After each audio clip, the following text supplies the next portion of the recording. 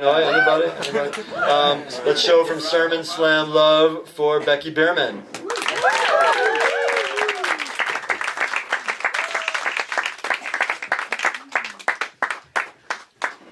Keep clapping, keep clapping.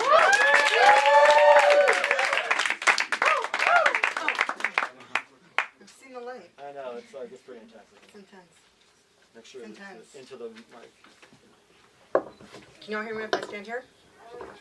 Maybe, kind of, sort of. Yeah. We'll pretend. Just like smile and nod. It's dark. I can't see it. Ooh, and the lectern here for the people listening at home is quite slippery.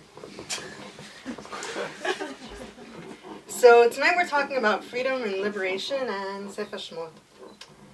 And if you want to start a conversation about freedom and liberation and redemption, you could have a very abstract conversation. These are all abstract terms. We could have a philosophical discussion. How should they be defined, and then how should they be applied?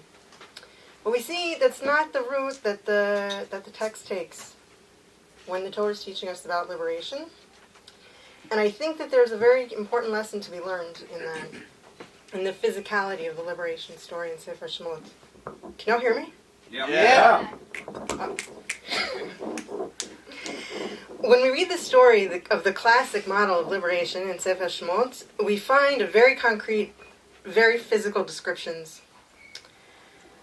Descriptions of the physical experiences of the Jewish people, making bricks, finding straw, trying to keep their babies from being murdered. The plagues themselves are events that take place in the natural environment that we're familiar with, which is why they're so scary. The river that turns into blood, and the hail, and the lice. When we read about the plague of frogs, the end of the plague of frogs, all the frogs died, but then they had the problem of frog removal. This wasn't like a regular event in the area. No one had a frog shovel. But apparently, according to the Pshat, once all the frogs had died, they gathered them up into big piles, and it stunk up the land. Piles of rotting, stinking, dead frogs. It really does not get more visceral than that. You know what I'm saying? Yeah. And it's also the story of human beings, with all of their human frailty and potential. We read about Moshe's hesitation. We read about the story of Tzipora and Moshe on the way back to Mitzrayim. It's not really clear what went down, but it was definitely bloody. We read about Paro's hardened heart. He just couldn't let go, no matter how hard reality seemed to push. And we see from all of this, the take-home message is that liberation is messy. Blood and mud and tears and dead frogs, and we don't all make it out of Egypt alive. This is not abstract ivory tower idealism. This is real life.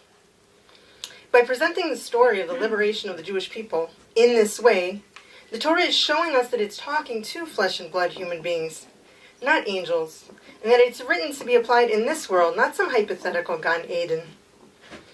Because the challenge and the beauty of Torah is that it's meant to be applied by and among human beings, with all of their insecurities and hardened hearts included. But these human beings can't even try to redeem reality if they don't first acknowledge its existence.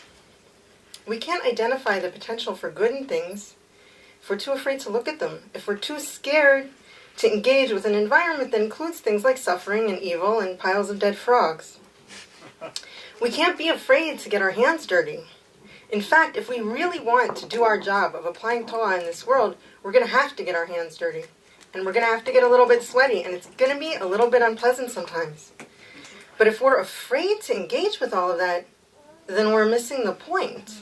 That's right. And we're selling ourselves and Torah short. The Torah is strong enough to deal with all of the complexity and messiness of human existence. And so are we. Say It's it not- again. The Torah is strong enough. Yeah, that's right. And so are we. Amen. Zayikal. Amen. Zayikal. It's not hard to paskin on some hypothetical level from within the cocoon of a chamama beit midrash. But the real challenge and beauty and obligation lies in applying Torah for all of the people outside the confines of the chamama. for all of the people in all of their muddy, sweaty, insecure, tear-stained glory. Very